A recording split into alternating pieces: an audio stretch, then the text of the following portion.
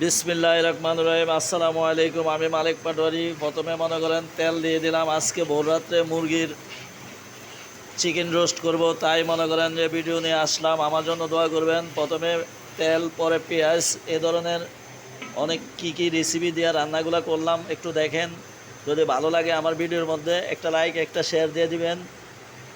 প্রথমে দিয়ে দিলাম 2 পিস তেজপাতা, আস্ত গরম মশলা, লং, এলাচ, দারচিনি।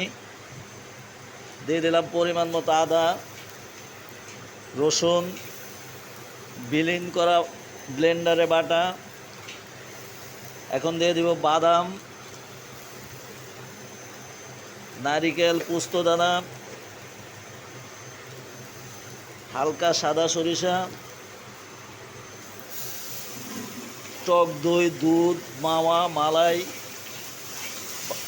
পেঁয়াজের পেস্তা, এই ধরনের সব কিছু দিয়ে জাল রোস্ট রান্না করব।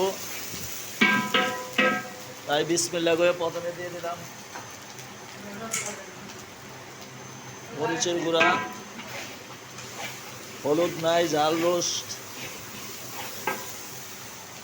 এখন দিয়ে দিব টমেটো সস,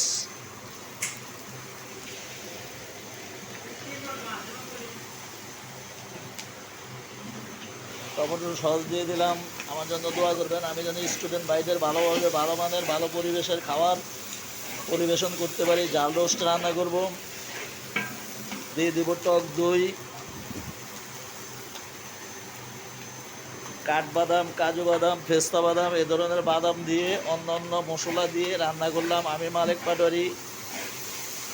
ভোর রাত্রে আজকে 4র্থ রমজান। স্টুডেন্ট ভাইদের রান্না করি, আমার জন্য দোয়া করবেন। আমি যেন সবসময়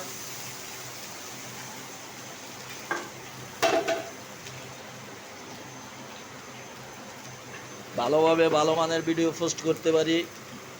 জায়ফল, জয়ত্রী, লং, এলাচ, দারচিনি, এ ধরনের গুঁড়ো মশলা দিয়ে দিলাম। জিরার ফাঁকি, বাটা জিরা, একটু পানি দিয়ে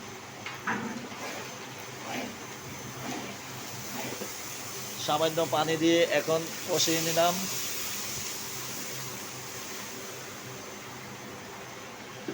এখন দিয়ে দিব স্বাদ মতো, পরিমাণ মতো লবণ,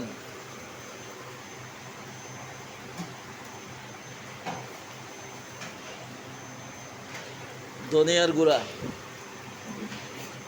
আসসালামু আলাইকুম রহমতুল্লাহ। আমার জন্য দোয়া করবেন, আমি যেন সবসময় ভালো ভালো ভিডিও পোস্ট করতে পারি, সবাইকে যেন ভালো মানের ভালো খাবার পরিবেশন করতে পারি।